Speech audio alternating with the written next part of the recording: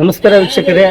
ಹುಬ್ಬಳ್ಳಿಯ ಪೂರ್ವ ಕ್ಷೇತ್ರದಲ್ಲಿ ಸತತವಾಗಿ 3 ಬಾರಿ ಹ್ಯಾಟ್ರಿಕ್ ಶಾಸಕರಾಗಿ ಗೆಲುವನ್ನು ಸಾಧಿಸಿದಂಥ ಪ್ರಸಾದ್ ಅಬ್ಬಾಯಿ ಅವರಿಗೆ ಈ ಬಾರಿ ಒಂದು ಸಚಿವ ಸ್ಥಾನ ಸಿಗುತ್ತೆ ಅನ್ನುವಂಥ ಒಂದು ಆಶಾ ಮನೋಭಾವನೆಯಲ್ಲಿ ಅವರ ಒಂದು ಅಭಿಮಾನಿಗಳಾಗಿರ್ಬೋದು ಹಾಗೂ ಪಕ್ಷದ ಕಾರ್ಯಕರ್ತರಲ್ಲಿ ಒಂದು ಆಶಾ ಮನೋಭಾವನೆ ಇತ್ತು.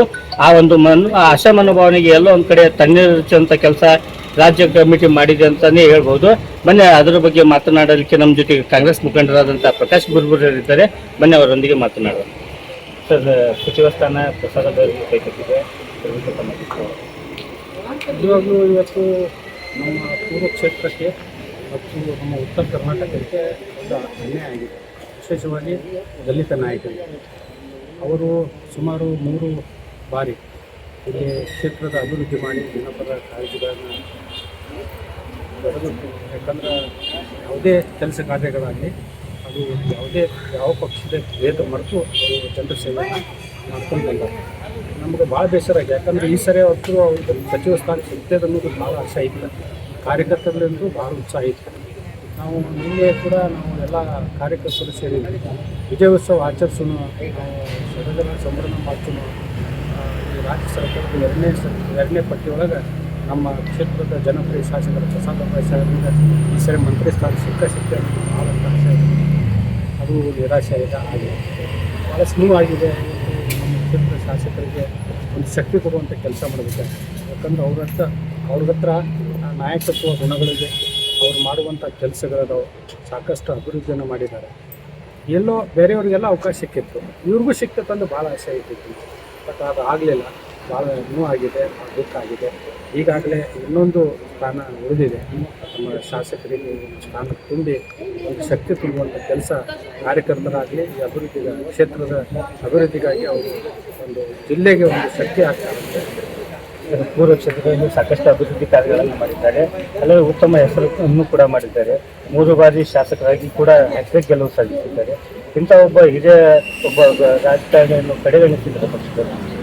100%. ಯಾಕಂದರೆ ಈ ಹೈಕಮಾಂಡ್ ವಿಚಾರ ಮಾಡಿರ್ತಾರೆ. ಬಟ್ ನಮಗೇನೈತಿ ಈ ಉತ್ತರ ಕರ್ನಾಟಕದೊಳಗನ, ಯಾಕಂದರೆ ಹಿಂದೆ ದಲಿತ ನಾಯಕರಿಗೆ ಹಿಂದೆ ಯಾರು ಕೊಟ್ಟಿದ್ದರು, ನಮಗೆ ಹೆಸರು ಅಷ್ಟು ಗೊತ್ತಿಲ್ಲ. ಎಷ್ಟೋ ವರ್ಷಗಳಾಯಿತು ಈ ಭಾಗದಲ್ಲಿ ಅವರಿಗೆ ಪರಿಗಣಿಸಿ ಮಾಡ್ತಾರೆ. ಯಾಕಂದರೆ ಇಲ್ಲೇ ಅವರು ಕೈ ಬಿಟ್ಟಿದ್ದು ದೊಡ್ಡ ತಪ್ಪು. ಯಾಕಂದರೆ ಅವರು ಸ್ಥಳೀಯ ಪಕ್ಷಕ್ಕೆ ಸಂಘಟನೆ ಮಾಡಿದ ವ್ಯಕ್ತಿ. ಒಂದು ತಳ ಹಂತದಿಂದ ಕಾರ್ಯಕರ್ತರಾಗಿ ಪಕ್ಷಕ್ಕೆ ಸ್ಥಳೀಯರಾಗಿ ಅವರು ಕೆಲಸ ಮಾಡಿ ಅವರು ಎಲ್ಲರಿಗೂ ವಿಶ್ವಾಸ ಎಲ್ಲ ಅವರು ಹೇಳಿದ ನಿನ್ನೆ ಮಠನೂ ಅವ್ರಿಗೆ ಆಗ್ತೈತೆ ಅಂತ ಹೇಳಿದ್ರು. ಬಟ್ ಅಚಾನಕ್ ಅದು ಏನಾಯ್ತು ಅನ್ನೋದು ನಮಗೂ ಭಾಳ ವಿಚಾರ ಆಗಿದೆ. ಮುಂದೆ ಏನು ಏನಿಲ್ಲ, ನಾವು ಬರೀ ಒತ್ತಾಯ ಮಾಡ್ತೀವಿ. ಯಾಕಂದರೆ ಪಕ್ಷದ ಹೈಕಮಾಂಡ್ ಇರ್ತೈತಿ, ಪಕ್ಷದ ನಾಯಕರುಗಳಿರ್ತಾರೆ. ಇನ್ನೂ ಕೂಡ ನಾವು ಹೇಳ್ತೇವೆ. ಯಾಕಂದರೆ ಇನ್ನೂ ಸಂಘಟನೆ ಮಾಡೋದಾಗಿದೆ. ಕೇವಲ ಅವರು ಅಭಿವೃದ್ಧಿ ಮಾಡಿದ್ದಾರೆ, ಈ ಕ್ಷೇತ್ರವಾಗಿ ಅಭಿವೃದ್ಧಿ ಮಾಡಿದ್ದಾರೆ. ಹಾಗಾಗಿ ಅವರು ಪ್ರಥಮ ಬಾರಿಗೆ 12,000, ಎರಡನೇ ಬಾರಿಗೆ 28,000, ಈ ಸರಿ 32,000 ಮತಗಳಿಂದ ವಿಜಯ ಆಗಿದ್ದಾರೆ. ಅಂದರೆ ಅವ್ರದ್ದೇ ಆದಂಥ ಒಂದು ಕಾರ್ಯ ಅವರು ಜನರಿಗೆಲ್ಲ ಹಚ್ಕೊಂಡು ಕೆಲಸ ಮಾಡಿದ್ದಾರೆ. ಜಿಲ್ಲಾಕ್ಕೆ ಹಾಕಿದ್ರೆ ಇನ್ನೂ ದೊಡ್ಡ ಶಕ್ತಿ ಆಗ್ತಿತ್ತು. ಯಾಕಂದರೆ ಆಜು ಮತ್ತೆ ಅವರು ಮಂತ್ರಿ ಆಗಿದ್ರೆ ಇನ್ನೂ ನಮ್ಮ ಹೆಚ್ಚು ಸ್ಥಾನ ಬರ್ತಿತ್ತು ವಿಧಾನಸಭೆಯಲ್ಲಿ. ಯಾಕಂದ್ರೆ ಅವ್ರದ್ದೇ ಆದಂಥ ಒಂದು ನೆಟ್ವರ್ಕ್ ಇದೆ, ಒಳ್ಳೆಯ ನಾಯಕತ್ವ ಗುಣ ಇದೆ, ಆಗ್ತಿತ್ತು ಅಂತೇಳಿ ಅಷ್ಟೇ. ಸರ್, ತಮಗೆ ತಿಳಿದಿರೋ ಪ್ರಕಾರ ಟಿಕೆಟ್ ಇದು ಸಚಿವ ಸ್ಥಾನ ಕೈ ತಪ್ಪಲಿಕ್ಕೆ ಏನು ಕಾರಣ, ಯಾರು ಕಾರಣ? ಇಲ್ಲ, ಯಾರು ಕಾರಣ ಹೇಳಂಗಿಲ್ಲ. ಯಾಕಂದ್ರೆ ನಾವು ಎಲ್ಲ ಇದ್ದಂಥ ಮುಖ್ಯಮಂತ್ರಿಗಳಾಯ್ತು ಹೈಕಮಾಂಡ್ ಮೇಲೆ ಭಾಳ ವಿಶ್ವಾಸ ಇಟ್ಟಿದ್ವಿ. ಈ ಸರಿ ಪ್ರಸಾದ ಕೊಟ್ಟು ಕೊಡ್ತಾರೆ, ಈ ಸರಿ ಮಂತ್ರಿ ಸ್ಥಾನ ಸಿಗ್ತೈತೆ ಅಂತೇಳಿ. ಆದರೆ ಇವತ್ತು ಏನು ಮಾಡಿದ್ರು ನಾಯಕರು ಮಾಡಬೇಕು. ಯಾಕಂದ್ರೆ ಅವ್ರ ಮೇಲೆ ನಂಬಿಕೆ ಇಟ್ಟಿದ್ದು ನಾವು. ಇವರು 100% ಇವರು ಸಚಿವ ಸ್ಥಾನ ಸಿಗ್ತೈತಿ, ಈ ಸರಿ ಮಂತ್ರಿ ಆಗಿ ನೋಡ್ತೇವೆ ಅಂತೇಳಿ ಭಾಳ ಇಷ್ಟಿದೆ. ಬಟ್ ಈಗ ಯಾರ ಬಗ್ಗೆ ನಾವು ಹೇಳೋದು ಸೂಕ್ತಲ್ಲ. ಅವರು ಮನಸ್ಸು ಕೊಟ್ಟು ಮಾಡಬೇಕು. ಯಾರು ಇಲ್ಲಿ ಈಗ ಮುಖ್ಯಮಂತ್ರಿಗಳಾಯ್ತು, ಖರ್ಗೆ ಸಾಹೇಬರಾಯ್ತು, ಮತ್ತು ಇಲ್ಲಿ ನಮ್ಮ ಸುರ್ಜೇವಾಲಾ ಇದ್ದಾರೆ, ವೇಣುಗೋಪಾಲ ಇದ್ದಾರೆ, ಅವರೆಲ್ಲ ನೋಡಿ ಮಾಡಬೇಕಾಗಿತ್ತು. ಬೇರೆಯವ್ರಿಗೆ ಅವಕಾಶ ಸಿಕ್ಕಿತ್ತು, ಇವ್ರಿಗೊಂದು ಅವಕಾಶ ಕೊಡಬೇಕು.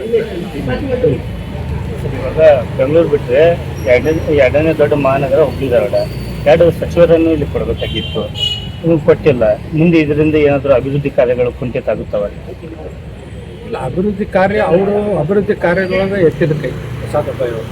ಅಭಿವೃದ್ಧಿ ಕೆಲಸದೊಳಗೆ ಅವರು ಕೇವಲ ಒಬ್ಬರೇ ಉಸ್ತುವಾರಿ ಸಚಿವರು ಇರೋದ್ರಿಂದ ಒಬ್ಬರೇ ಸಚಿವರ ಒಬ್ಬರಿಗಾಡಕ್ಕೆ ಸಿಗೋದ್ರಿಂದ ಎಲ್ಲೋ ಒಂದ್ ಕಡೆ ಅಭಿವೃದ್ಧಿಗಳು ಕುಂಠಿತ ಆಗ್ತಾವ.